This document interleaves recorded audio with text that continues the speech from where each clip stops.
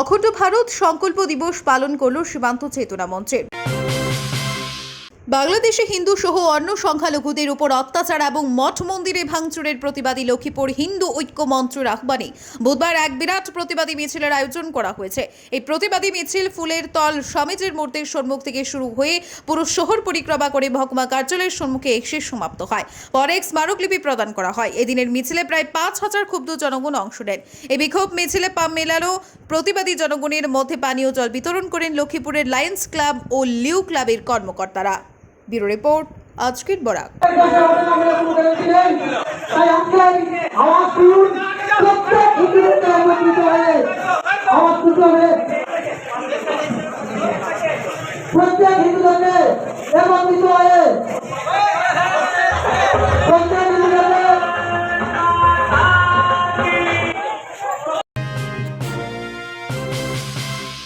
আমরা অনেকে দেখেছি যে বাংলাদেশে যেগুলো মঠ মন্দির, ইস্কন বলুন, শিব মন্দির, কৃষ্ণ মন্দির, সবগুলো মঠে অগ্নি সংযোগ চলছে, শিশুদের প্রকাশ্যে দর্শন চলছে। আমরা নিউজের মাধ্যমে, আমরা সোশ্যাল মিডিয়াতেও দেখেছি যে কীভাবে বাংলাদেশি যে জিহাদি লাগুলো আছে সেটা ওটা আন্দোলন তো নামে মাত্র একটা দিয়েছে।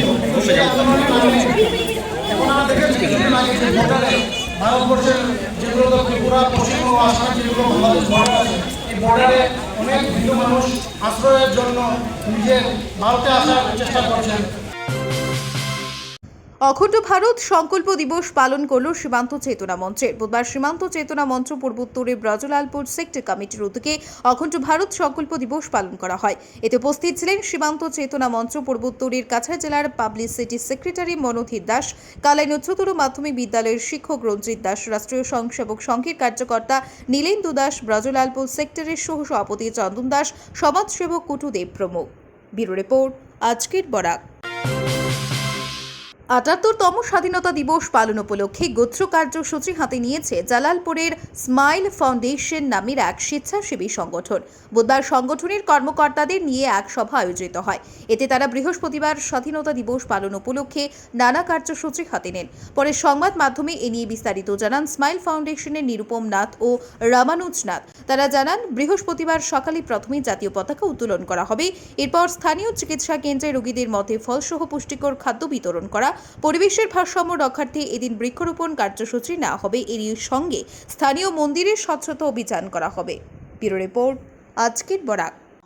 ৭৮তম স্বাধীনতা দিবস উপলক্ষে প্রতি বছরের ন্যায় জালালপুর স্মাইল ফাউন্ডেশনের পক্ষ থেকে আমরা পতাকা উত্তোলন করব এবং আমরা জালালপুরবাসী আশা করি সবাই জানেন, বিগত 2019 থেকে আমরা স্মাইল ফাউন্ডেশনের পক্ষ থেকে যখন যেভাবে মানুষকে সাহায্য সহযোগিতা করা যায় সেইভাবে আমরা সাধ্যমতো করে আসছি এবং আগামী দিনেও আমরা এই স্মাইল ফাউন্ডেশনের মাধ্যমে মানুষকে যেভাবে সাহায্য করা যায়, মানুষের পাশে গিয়ে দাঁড়ানো যায়, সে পাশে গিয়ে দাঁড়ানোর চেষ্টা করব।